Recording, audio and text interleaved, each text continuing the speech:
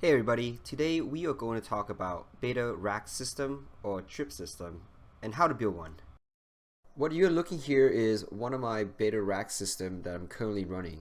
It's not necessary just for bettas because I keep other fish in there like paws of Venice and occasionally killifish and other nanofishes. It's probably the most talked about system in my fish room. I use it mostly to observe and learn about my fish, particularly when it comes to breeding. I have built a lot of rack system in the past, so I have made a lot of mistakes and learned a lot of lessons. So this system here is actually one of my latest iteration.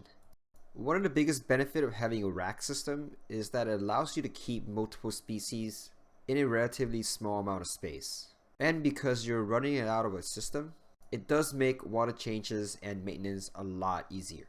So let's talk about how it works.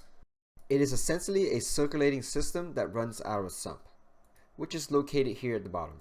In the sump, I have filter media and surprisingly a lot of sponge filter, which I can later use for my other tanks. There's also a heater, which helps maintain stable temperature. The water is pumped into the system by this 800 gallon per hour pump. I made sure that the water is pumped from the top and not from the bottom. This is very important. You want to maintain equal head pressure in individual tanks. If you pump from the bottom first, then the tanks on top will not have enough water flow. Water is flowing into the tanks and it's controlled by these valves. So here is how it works. These valves here allow me to control the flow rate into each individual tanks. This is because due to the nature of the setup, some tanks are going to get more water flow than others. And also some fish might like more flows than others. These are 3/8 inch OD RODI valves. These valves are connected to a RODI 3/8 inch tube, then connected to a 3/8 inch silicone tube, and then finally a 1/2 inch silicone tube. The silicone tube is then pressure fitted into a 1/2 inch PVC pipe. There is a specific reason why you want to do it like this. First, the tubing needs to be detachable because what happens is the valves get dirty and it can clog up, like what is seen here. Making it detachable allows me to kind of blow it and clear it out so that it's nice and clear again. Very important because these kind of systems, they get clogged very easily. The water supply tube is actually pressure fitted into the 1/2 inch PVC pipe. So what I did is I just drilled a hole that is slightly smaller than 1/2 inch and then stuffed the tube in there.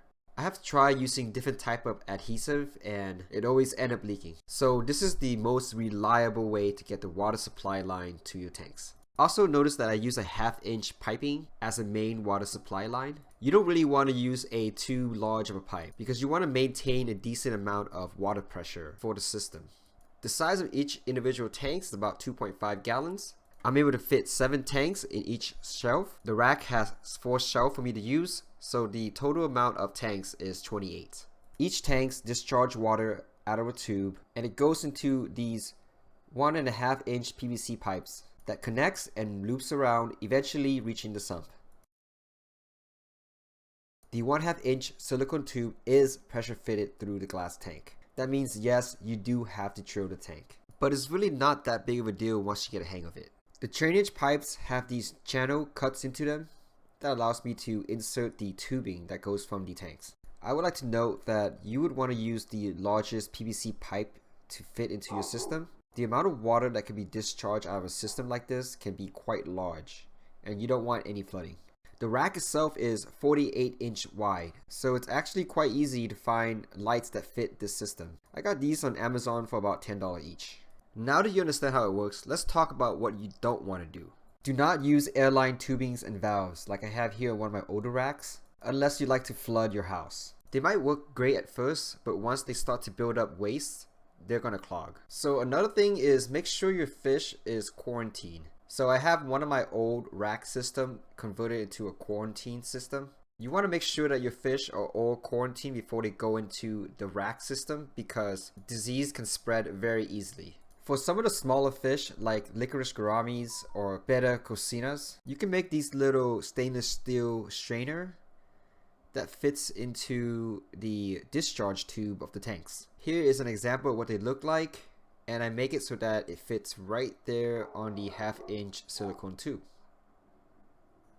Works great. Alright guys, so that is going to be all. If you have any questions, please let me know down below, and be sure to visit bwaquatics.com.